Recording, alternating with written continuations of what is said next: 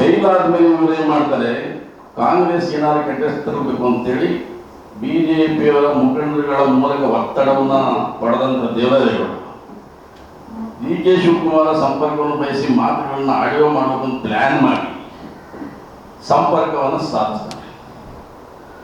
ಆದರೆ ಅವನು ಏನ್ ನೆನ್ನೆ ಆಡಿಯೋ ಪ್ಲೇ ಮಾಡಿದ್ದಾನೆ ಅದೆಲ್ಲ ಶುದ್ಧ ಸುಳ್ಳು.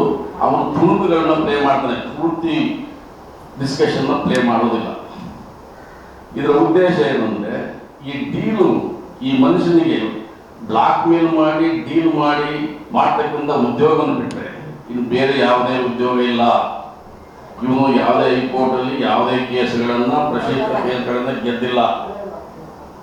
ಈ ಬ್ಲಾಕ್ ಮೇಲ್ ಮೂಲಕನೇ ರಾಜಕಾರಣಿಗಳನ್ನಾಗಲಿ ಮುಖಂಡರುಗಳನ್ನಾಗಲಿ ಬ್ಲಾಕ್ ಮೇಲ್ ಮಾಡ್ತಕ್ಕಂಥ ಕೆಲಸವನ್ನು ಉದ್ಯೋಗವನ್ನು ಬಿಟ್ಟರೆ ಇನ್ನೇನು ಮಾಡಲಿಕ್ಕೆ ಸಾಧ್ಯ ಇಲ್ಲ. ಈ ವಿಚಾರದಲ್ಲಿ ಪೆನ್ ಡ್ರೈವ್ನ ಈ ತನಿಖೆ ದಿಕ್ಕನ್ನು ತಪ್ಪಿಸ್ಬೇಕು ಅಂತೇಳಿ ಈಗ ಇನ್ಸಿಡೆಂಟ್ ಆಗಿದ್ದು ನಾವು ಸಂತ್ರಸ್ತರ ಹಾಸನ ಮಹಿಳೆಯರಿಗೆ ನ್ಯಾಯ ಮಾನ ಮರ್ಯಾದೆ ಉಳಿಸ್ಬೇಕು ಅನ್ನೋ ವಿಷಯ ಬಿಟ್ಟು ಅದನ್ನ ತನಿಖೆ ಮಾಡಬೇಕು ಹೊರತು ತನಿಖೆ ಮಾಡಬೇಕು ಅನ್ನೋ ದಿಕ್ ತಪ್ಪಿಸ್ತಾನೆ. ಮೂಲತಃ ತನಿಖೆ ಅದನ್ನ ದಿಕ್ ತಪ್ಪಿಸೋಕ್ಕೋಸ್ಕರ. ಆದ್ರೆ ಪೆನ್ ಡ್ರೈವ್ ಹಂಚಿದ್ದು ಯಾರು? ಇದೇ ದೇವರಾಜೇಗೌಡ.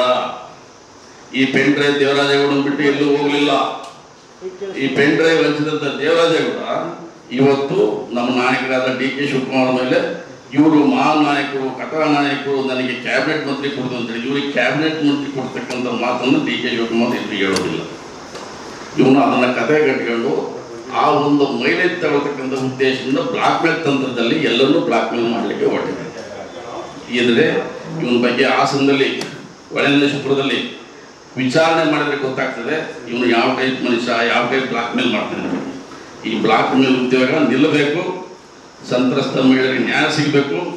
ಇದೆಲ್ಲ ಹೊರಗಬೇಕಂದ್ರೆ ಕಾರ್ತಿಕ್ ಮತ್ತೆ ದೇವರಾಜೇಗೌಡನ ಬಂಧಿಸಿ ಒಂದು ಸ್ಪಷ್ಟ ತನಿಖೆ ಆಗಬೇಕು. ಆಗ ನಿಜಾಂಶ ಬರುತ್ತೆ. ಆದರೆ ಸಂತ್ರಸ್ತ ಮಹಿಳೆಯರಿಗೆ ಪ್ರಜ್ವಲ್ ರೇವಣ್ಣ ಮಾಡಿರ್ತಕ್ಕಂಥದ್ದು ಇಡೀ ಹಾಸನ ಜಿಲ್ಲೆಯ ಜನತೆಗೆ ತಲೆ ತೆಗೆಸ್ತಕ್ಕಂಥ ಒಂದು ವಾತಾವರಣ ಆಗಿದೆ.